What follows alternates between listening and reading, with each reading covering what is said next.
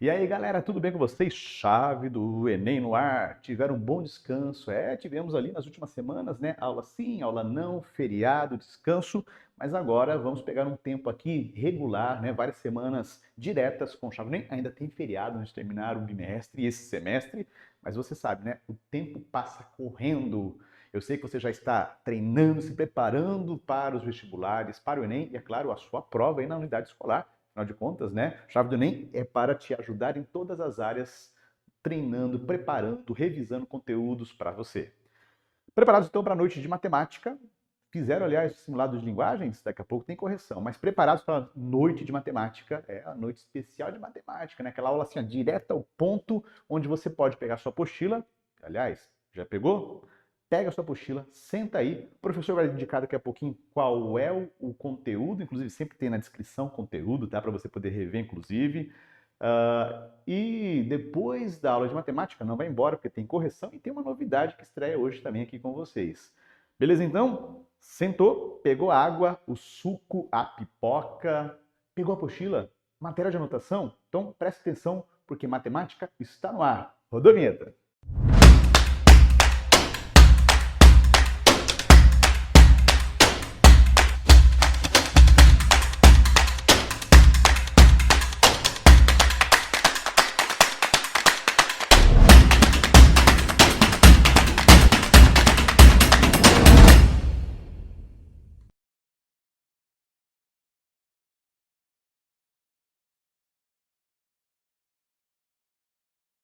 Fala, meu aluno, tudo bem com você? Que bom que a gente está aqui para mais uma aula de matemática, a melhor disciplina de todos os tempos. E o professor Rubens aqui para dar essa aula com vocês, estou muito feliz. Fico feliz em ter você aqui conosco. Chama todo mundo agora, esse é um momento especial que você vai chamar a tua avó, teu vizinho, teu cachorro, tua amiga, teu amigo. Chama todo mundo, fica todo mundo pertinho aí e vamos embarcar nessa nossa jornada. Para a aula de hoje, nós teremos um conteúdo muito legal. Nós vamos falar de função exponencial e a função logarítmica. É uma parte que muita gente tem uma certa dificuldade de compreender, tem uma certa, assim, um susto, né? De, puxa vida, e agora? Poxa vida, como é que eu vou resolver essa questão aqui? Mas fica tranquilo, são questões legais de se fazer, são questões bem interessantes, e é um assunto que trabalha, além do gráfico em si, algumas propriedades que você já viu lá no ensino fundamental. Então, a gente vai rever muitas dessas propriedades para a gente poder aplicar agora. Preparado? Aperta o cinto e vamos nessa! Vamos começar entendendo primeiro o que é uma função exponencial, ok? Uma função exponencial ela é definida da seguinte forma. Ela é uma função f de x, tal que a, que é um valor, é um número, ele está elevado à variável x. Então a gente tem aqui o seguinte, a gente tem agora, diferentemente das outras funções, a gente tem a variável como uma potência. Por isso que o nome é função exponencial, porque vem de exponenciação, que é a potência tão conhecida por todos nós. Agora, o que está variando lá no x é o valor dessa potência. E esse valor de A, ele tem duas regras básicas, ok? Ele não existe, ele não vai existir, não será uma função, se não satisfazer essas duas condições. Condição número 1. O valor de A, esse número, precisa ser positivo. Então, ele precisa ser maior do que zero. E o valor de A precisa ser diferente de 1. Professor, por que precisa ser positivo? E por que precisa ser diferente de 1? Tá, vamos pensar o seguinte. Se ali a gente pegar uma base negativa, a gente vai ter uma base negativa elevada àquela potência. Ok, até aí tudo bem. Mas se for diferente de 1, por que diferente de 1? Se a gente tiver o 1, vai ficar 1 elevado a x, 1 elevado a x. Ok, só que qualquer número elevado a x me dá quanto? Me dá exatamente o próprio 1. Se eu tiver 1 elevado a 1 bilhão, me resulta em quanto? Me resulta em 1 bilhão. Tá? Então, qualquer valor que entre na variável x, ainda assim vai resultar em um valor unitário de 1. Por isso que a gente diz que esse cara tem que ser diferente de zero e um valor positivo. Então, ele tem que satisfazer essas duas características. Perfeito? Maravilha? Vamos lá. Então, vamos entender agora as características dessa função.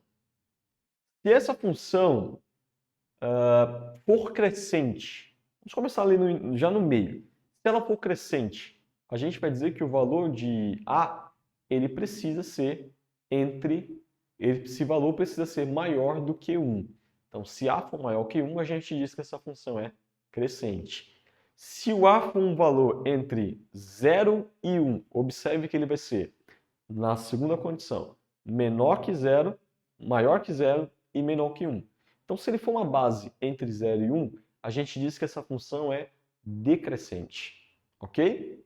O que mais, professor? A gente vai ter uma assíntota horizontal que vai ser igual a y igual a 0. O que é essa assíntota horizontal, professor?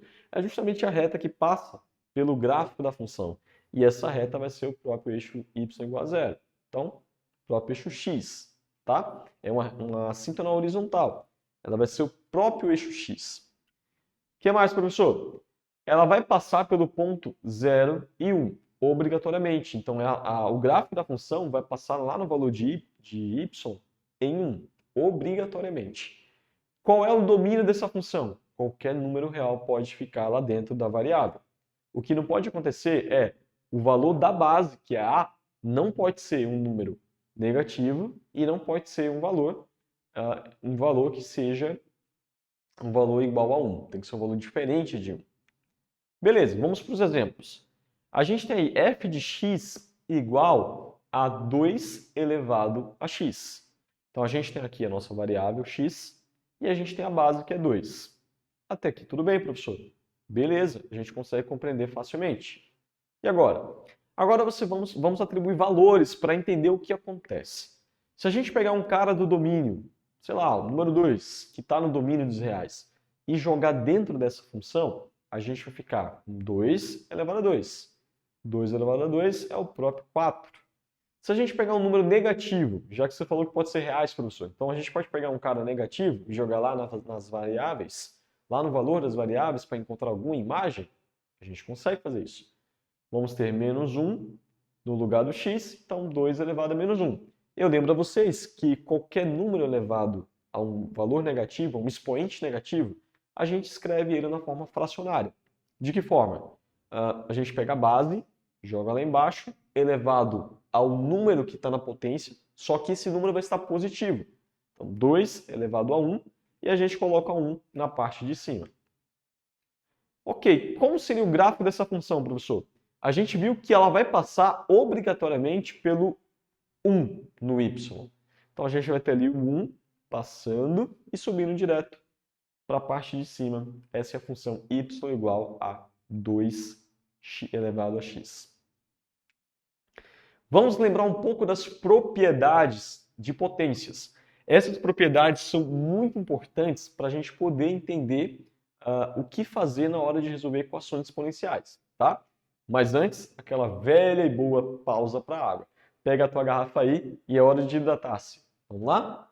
Dá uma olhadinha aí enquanto você está observando, vai se hidratando, dá aquela olhada se você lembra de alguma coisa já estudada em anos anteriores.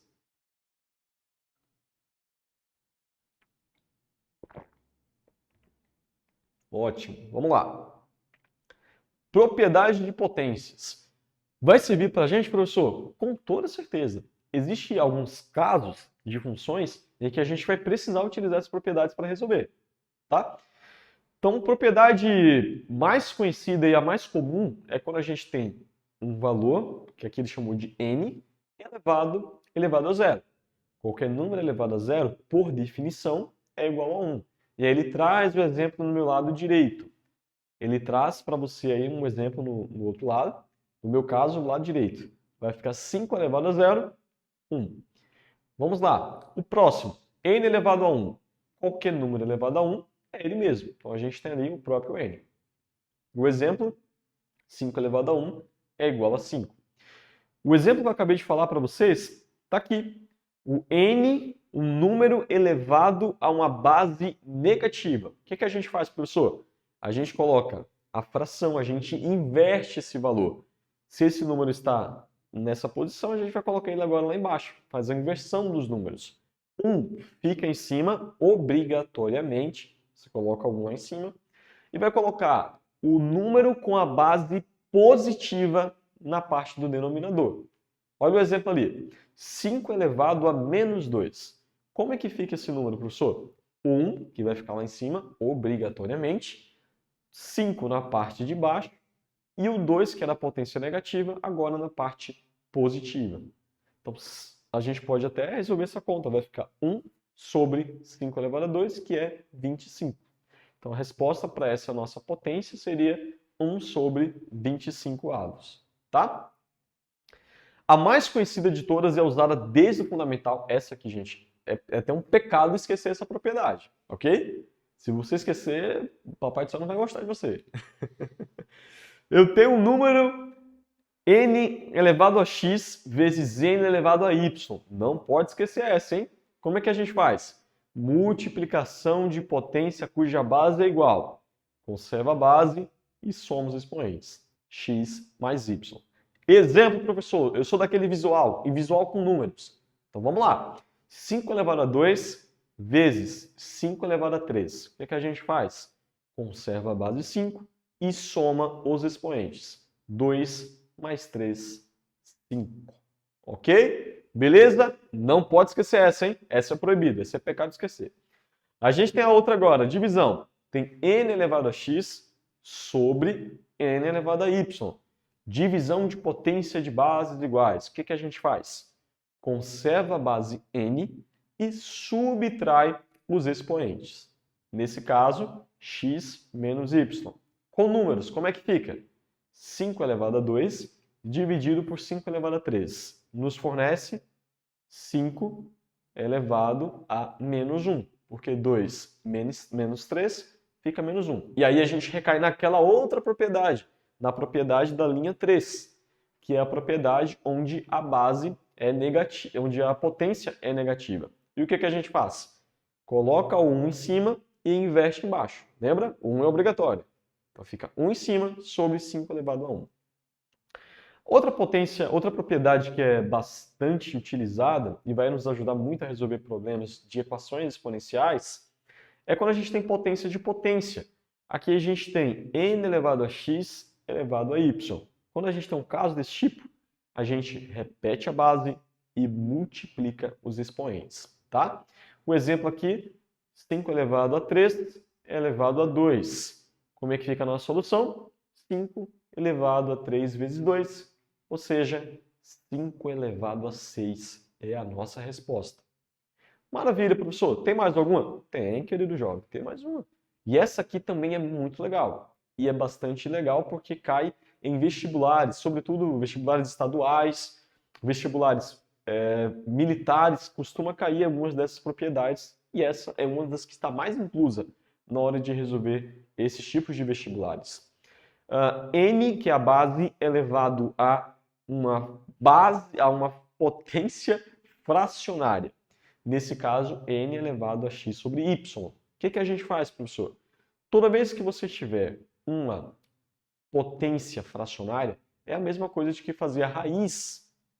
A raiz depende do grau da raiz que você está usando. Exemplo.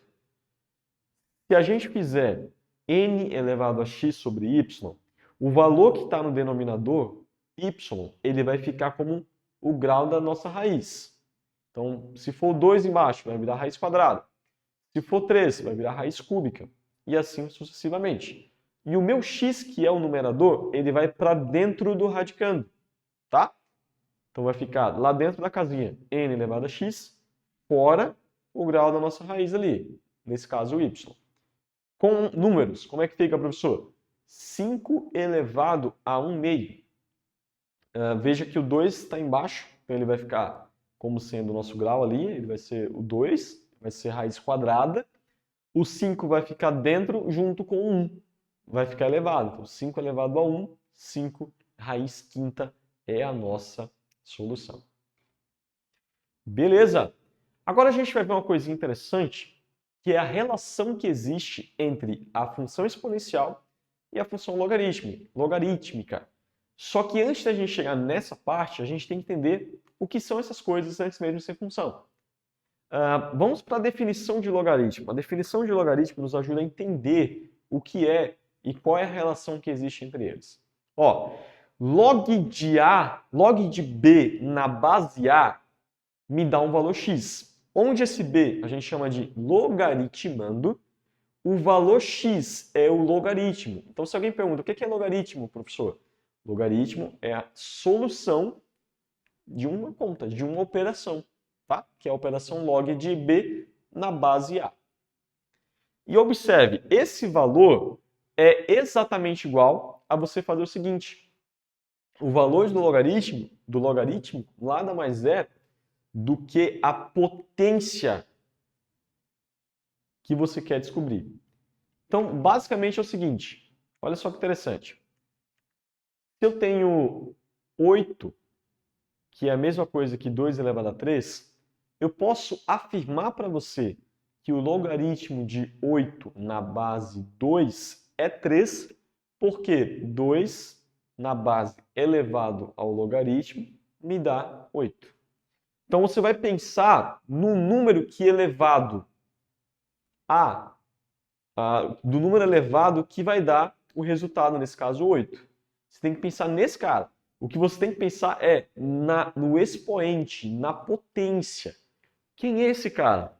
Esse cara vai ser o meu logaritmo, ok? Então, nesse caso, de baixo aqui, que a gente está vendo, o log de 8 na base 2 é 3, porque 2 elevado a 3 me dá 8. Então, a gente vai olhar quem é a potência que, quando eu uso a base 2, me dá 8. Só pode ser o 3. A gente vai buscar sempre a potência. O logaritmo ele foi usado por muitos anos para calcular números maiores. Ele era como a calculadora daquela época. Hoje nós temos outros recursos, a calculadora digital, etc.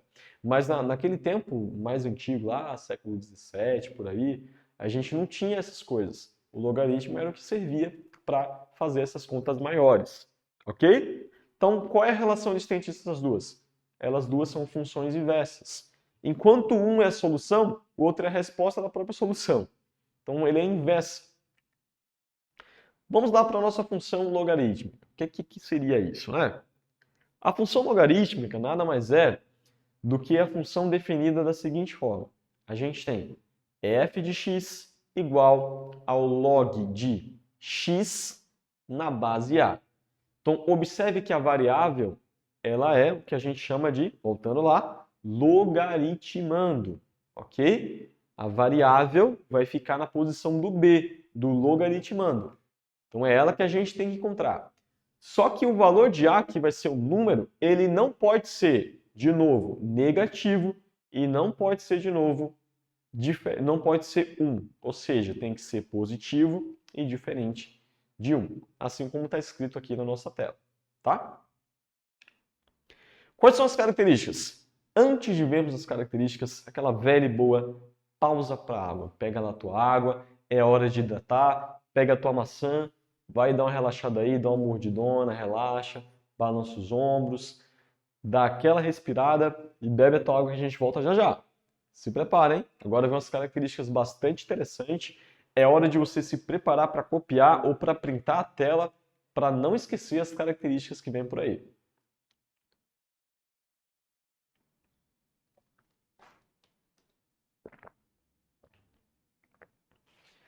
Muito bem.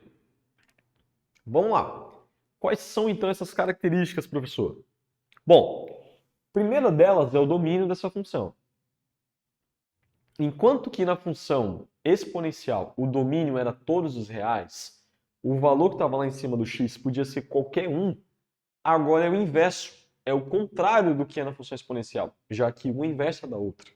Agora a gente vai ter que o domínio vai ser 0 até os reais, até o infinito positivo.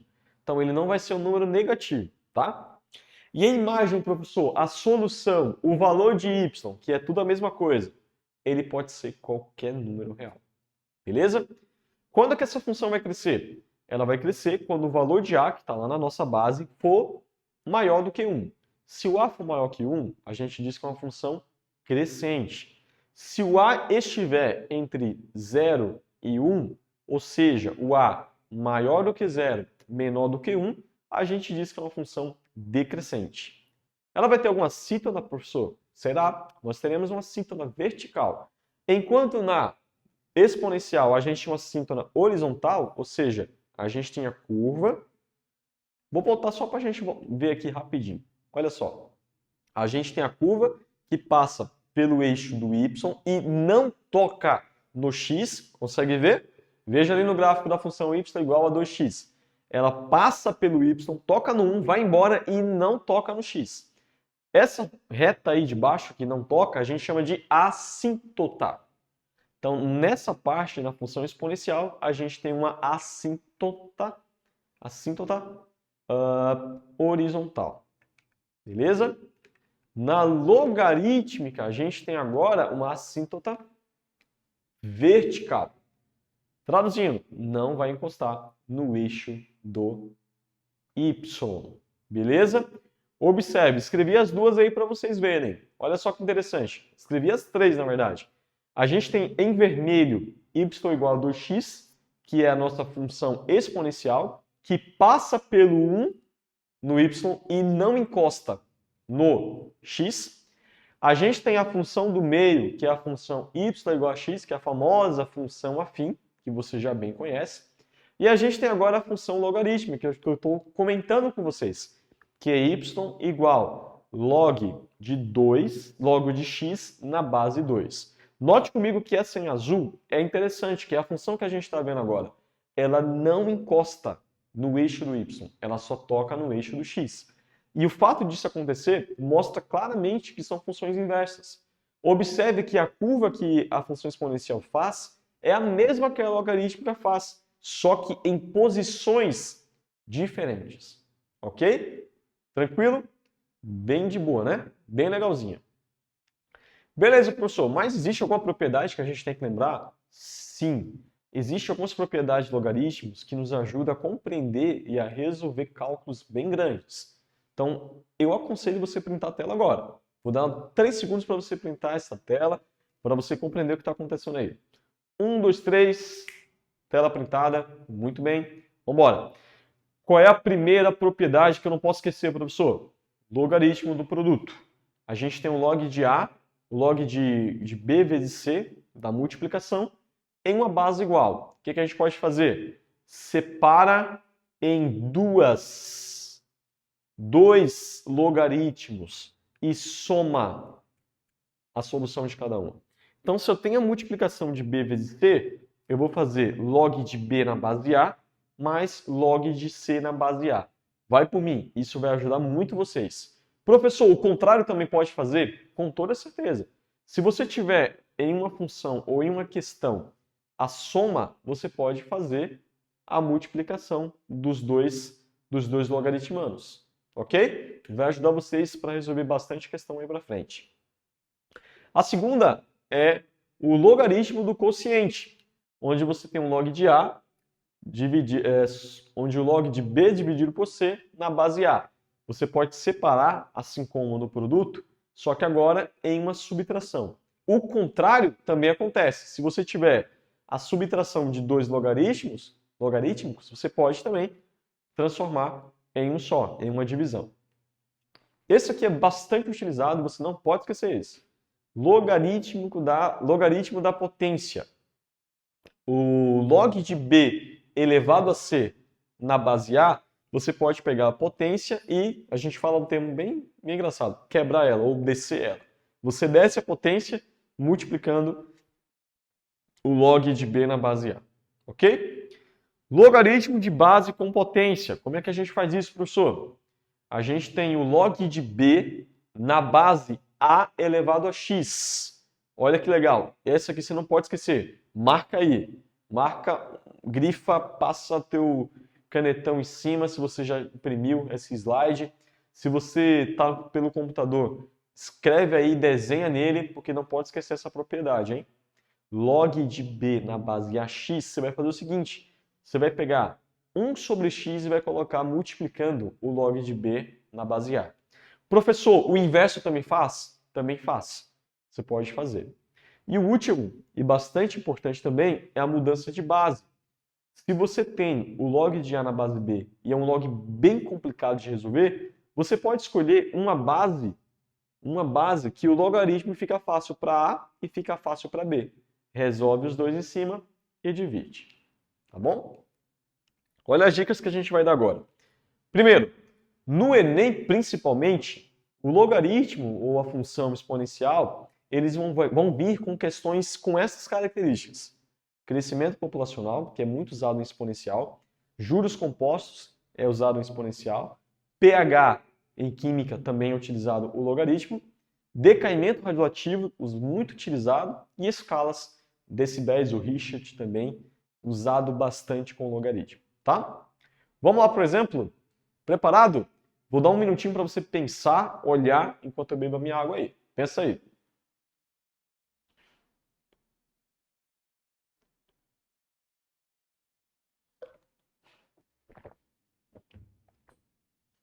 Ok. O que é que diz a questão? Diz assim, ó. Uma população de bactérias dobra a cada hora. Ok? A cada 1 hora, ela dobra de tamanho. Inicialmente havia 100 bactérias. Quantas bactérias haverá após 5 horas? Bem facinho. Bem facinho. A gente vai ter uma função exponencial uma função exponencial, onde a gente vai ter 100 vezes 2 elevado a t, onde t é o tempo, é a hora que você percorreu, ok? Professor, tem uma outra forma de fazer mais rápido? Tem, gente. Claro que tem. Só estou usando aqui a nossa função exponencial para você enxergar que também sai por aqui, tá? Você vai pegar o tempo, que é a hora, 5, vai colocar no lugar do t, vai fazer 2 elevado a 5, que dá 32, multiplica por 100, 3.200 é a solução, tá? Bem tranquilo. Lembre-se, é 100 vezes 2, que é cada hora, elevado a t, já que ela dobra de tamanho a cada hora. Então é 2 elevado a t. Exemplo 2. Uma amostra de material radioativo perde metade de sua massa a cada 10 horas. Se a massa inicial era de 80 gramas, qual será a massa após 30 horas? Vou ler mais uma vez para você entender. Uma amostra de material radioativo perde menos metade de sua massa a cada 10 horas. Passou 10 horas? Menos metade, divide por 2. Passou outro mais 10 horas, metade do que já tinha. Passou 10 horas, metade do que já tinha. E aí vai. Se a massa inicial é de 80 gramas, qual será a massa após 30 horas? A gente consegue montar rapidinho uma função exponencial, onde a gente vai ter 80, que é o valor da massa inicial, vezes quanto perde a cada 10 horas, então 1 sobre 2, que é a metade. Lembre-se que multiplicar por 1 sobre 2 é a mesma coisa que dividir por 2, é a metade, e o tempo ele vai estar dividido por 10, porque a cada 10 horas, tempo sobre 10. E a gente faz, se a gente quer saber qual será a massa após 30 horas, o que é que nós vamos fazer? É o F de 30, ou T de 30, como você queira chamar nesse caso particular. Então, fazendo aí 30 no lugar do tempo, a gente vai ter 80 vezes 1/2 elevado a 3, professor? Sim. 30 dividido por 10, fica 3.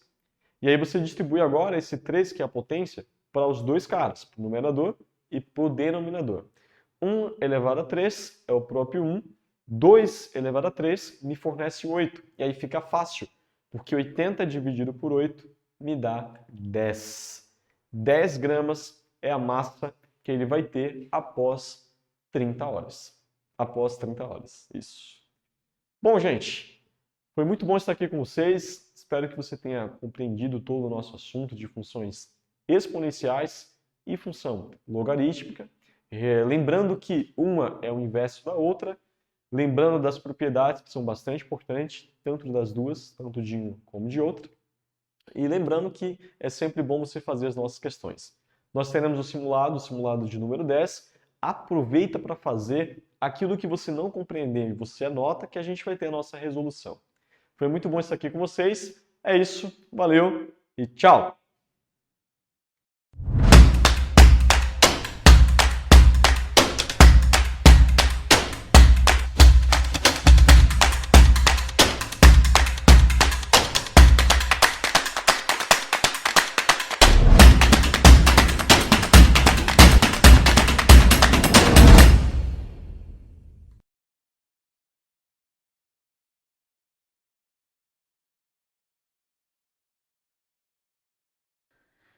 E aí, galera, gostaram da aula de matemática? Dá para voltar a revisar, tá? Lembrando que todas as videoaulas ficam aqui no canal da Educação Adventista Brasil. Você pode ver e rever quando for necessário. Aliás, dica, né?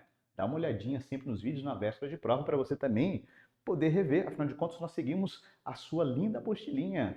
Cada componente tem 2 aulas por bimestre, então dá para revisar bastante coisa. Em vez de ficar perdido navegando no YouTube antes da prova, vem direto aqui no canal da Educação Adventista Brasil e, sobretudo, aqui na nossa playlist do Chave do Enem. Lembrando que na descrição nós colocamos o conteúdo, nós colocamos ali, né, a descrição daquilo que foi trabalhado na aula para facilitar, inclusive, a sua busca. E, aliás, você pode, inclusive, né, buscar materiais de qualquer série, primeira, segunda, terceira série, também fica aqui no playlist. Quem sabe você quer adiantar ou voltar um tempo ali para você poder estudar quando e onde você quiser. Combinado, então? Que bom que você não foi embora, porque matemática já passou, agora tem as correções. Só uma observação, nós faremos a correção de literatura, uma questão técnica, na semana que vem, juntamente com a de matemática, tá? Hoje nós teremos, então, língua portuguesa e língua inglesa, só que antes tem uma super estreia. Você gosta de dica? Eu gosto de dicas. Eu gosto sempre de ter dicas daquilo que eu tenho interesse, então eu busco, né, nas redes sociais, busco no YouTube. E nós montamos para vocês algumas dicas para Enem. Sim, então, de vez em quando, aqui nessa transição entre aula e resolução, você vai ter agora um novo material chamado Chave de Ouro. É a chave de ouro, a dica de ouro para você mandar muito bem no Enem. Nós temos um convidado especial, o professor Michel Tutz, a partir de agora chamado de Tutz, que vai compartilhar em alguns momentos durante todo o restante do ano a chave de ouro, a dica de ouro para você mandar bem. São dicas, por exemplo, explicando o que é o Enem, falando de datas, lembrando você, né, que é importante fazer inscrição no Enem quando abrir, nós vamos avisar aqui também, dando dicas de estudos e, sobretudo, falando de redação. A gente não falava de redação, a partir de agora a gente vai começar a falar também de redação aqui. Diquinhas de ouro para você anotar, falar com sua professora de redação, professor de redação e, é claro, treinar também esse outro aspecto que é a redação. Gostou da novidade? Então, depois da vinheta, começa nosso primeiro episódio de Chave de Ouro e depois tem correção. E eu e você nos encontramos, então, depois também, na semana que vem, com a aula de Ciências da Natureza. Não se esqueça também, depois da correção, abre o simulado de matemática. Combinado, então? Rodou vinheta!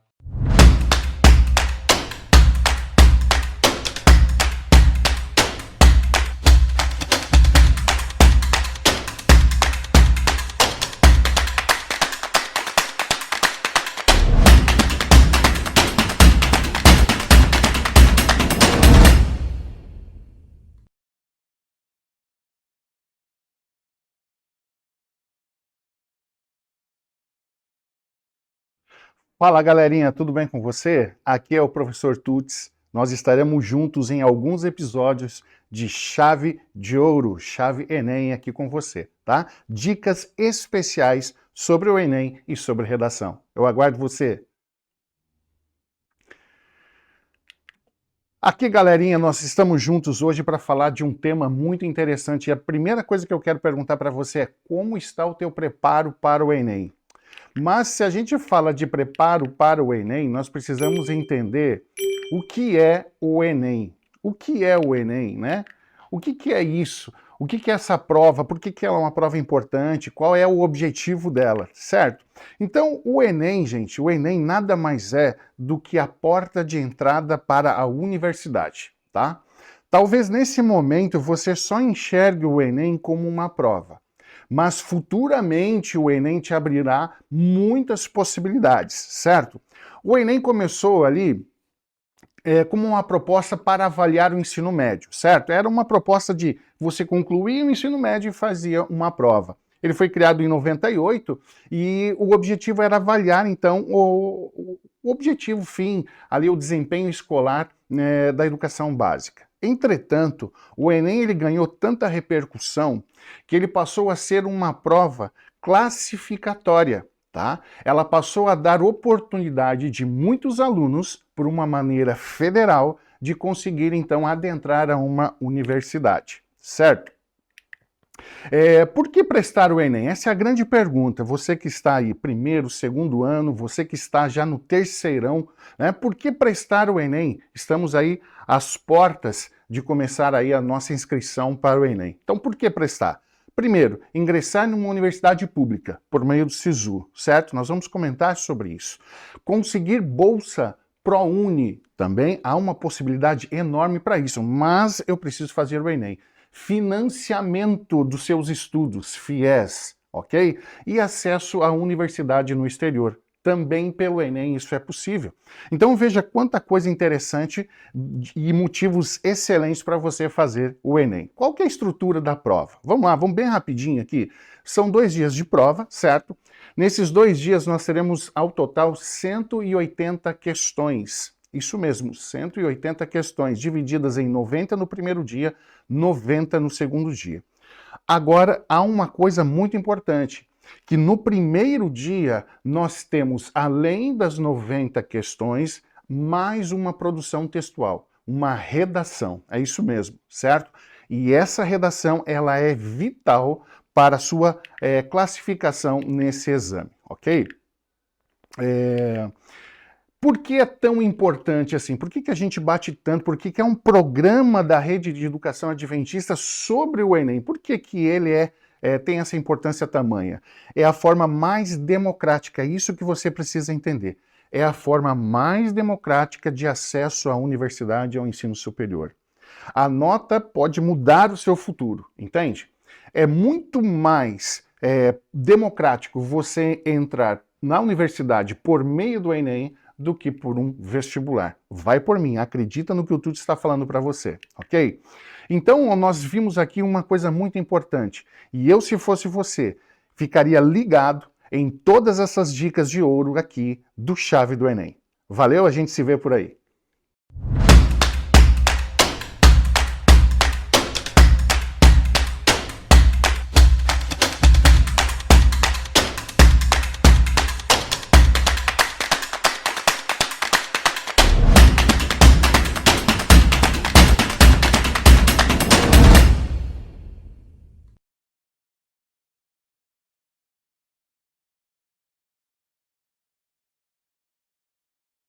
Fala, galerinha! Tudo bem com vocês? E aí, pronto para uma resolução de exercício? Então, vamos lá. Nessa primeira questão, a gente tem ali um termo que está sublinhado, né, a esse assunto, e aí pede a classificação sintática desse termo. Então, para a gente ver essa questão, você tem que pensar, bom, esse assunto está relacionado a qual termo, a qual palavra da oração?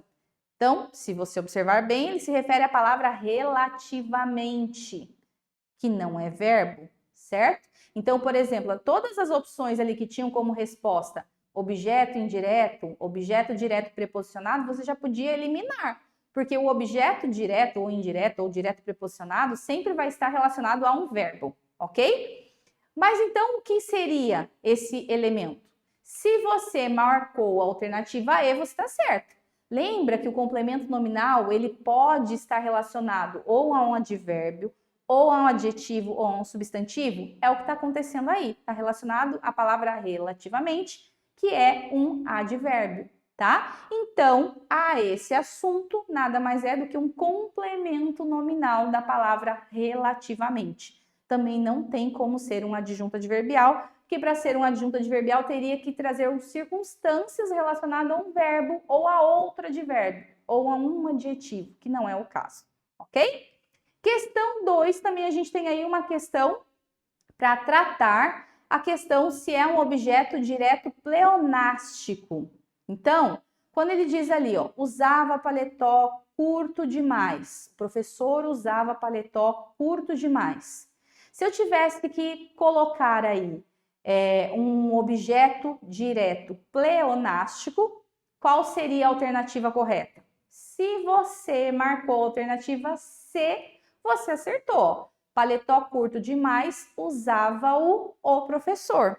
Então, ó, eu tenho paletó, o professor usava paletó. Paletó seria o objeto do verbo usar. E ele é repetido ali no pronome o, usava-o.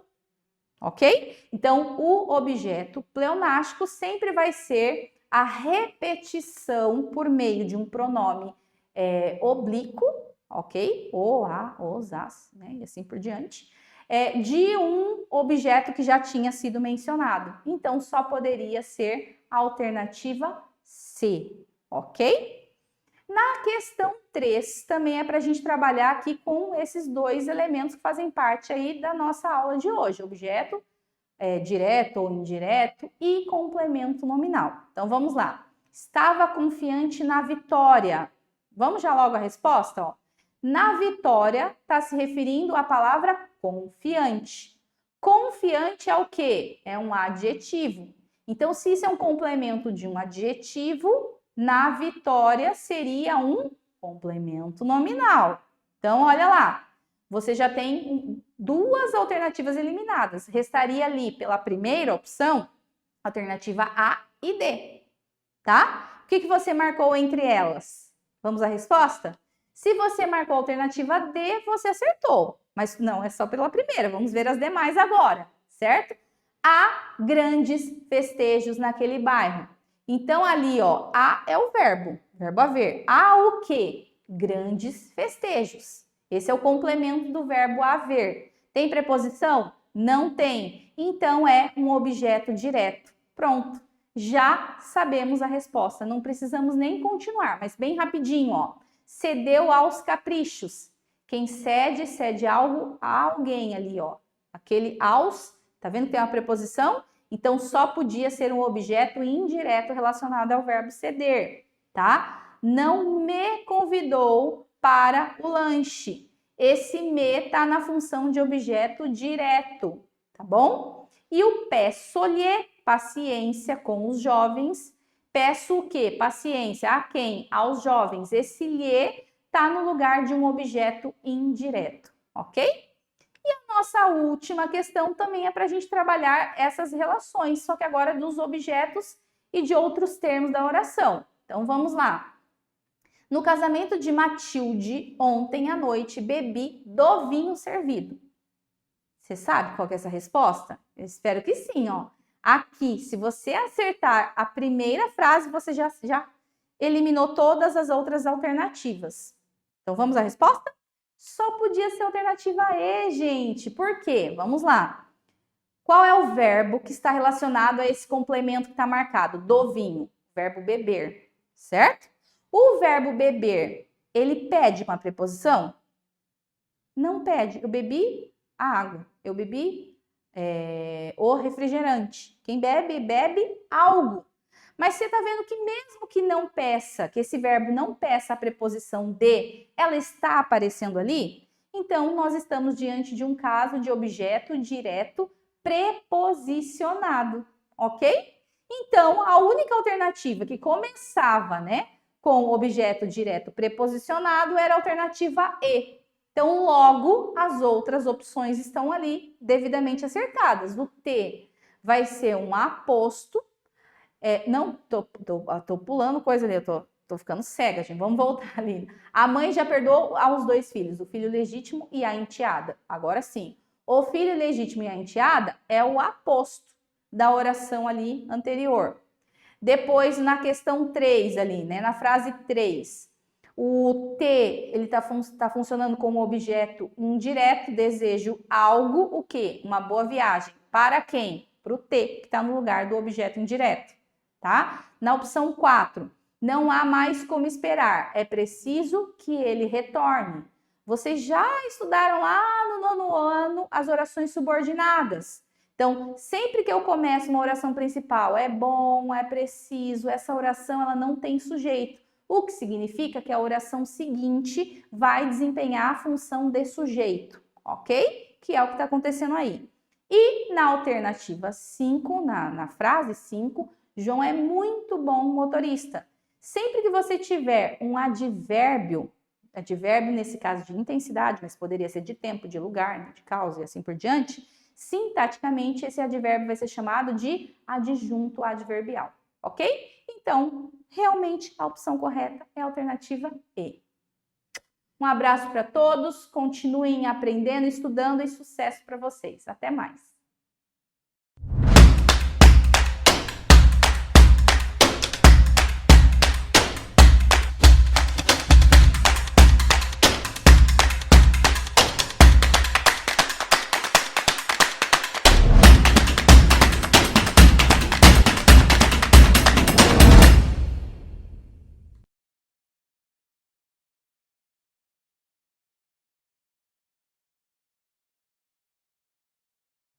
Hey everybody, welcome back!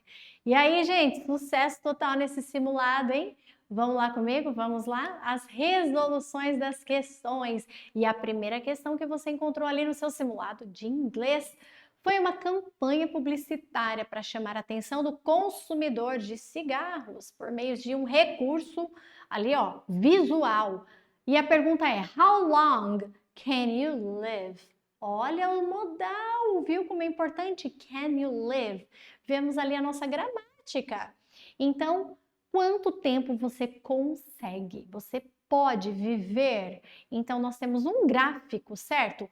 E nesse pôster, os números indicados correspondem a quê? O que significam esses indicadores? Então, a expectativa de vida do fumante, ok? Então, vocês viram a importância da gramática e a importância de você conhecer o gênero textual e entender que por trás desse desenho, por trás dessa campanha, existe ali uma mensagem. Então, você interpretou essa mensagem? Parabéns, é isso aí. Próxima questão já era longa, um texto informativo e demanda mais tempo de leitura. New vaccine could fight nicotine addiction. Então, uma nova vacina que poderá, né, o que poderia, olha lá o discurso, né? Poderia, então, lutar contra a nicotina. Como é que vai? Gente, olha, fugiu em português. Oh my God, I'm so fancy. Agora eu só penso em inglês. O seu vício, voltou, vício em cigarros, ok? Então, vamos lá. Temos o texto, você leu o texto, fez todo o reading tips combinado, e aí vem a pergunta. Muitas pessoas tentam parar de fumar, mas fracassam. Então, na tentativa, os pesquisadores então desenvolveram ou estão desenvolvendo uma vacina. Tá, e essa vacina então para que serve? Isso, ó, ative a produção de anticorpos para combater a nicotina. Isso estava bem claro ali no texto, tá? Então, quando a gente vê no final que researchers are developing a nicotine vaccine, said the idea is to stimulate the smoker's immune system to produce antibodies or immune proteins to destroy the nicotine. Já estava ali no final. Então, normalmente, a resposta, né, para esse tipo de pergunta, a conclusão está realmente no final do texto, certo? É isso aí, essa foi um pouquinho desafiadora, mas vocês conseguiram. E a nossa última pergunta era ali um cartoon, né? Então, é um texto publicitário, na verdade, em forma de cartoon, e que vocês, então, tinham ali os recursos visuais, verbais e não verbais para ajudá-los na interpretação do texto. E aí, essa propaganda, qual é o tema dela? Quando eu digo, take your car just any place for an oil change and you may regret it down the road. Olha lá, may, modal. Mais uma vez vemos aqui o modal na prova do Enem. Para que serve então? Escolha da empresa certa. E a gente observa isso por causa do modal may, que é uma possibilidade, e o verbo regret, uma possibilidade de arrependimento. Certo, pessoal? É isso aí, valeu! See you, bye bye!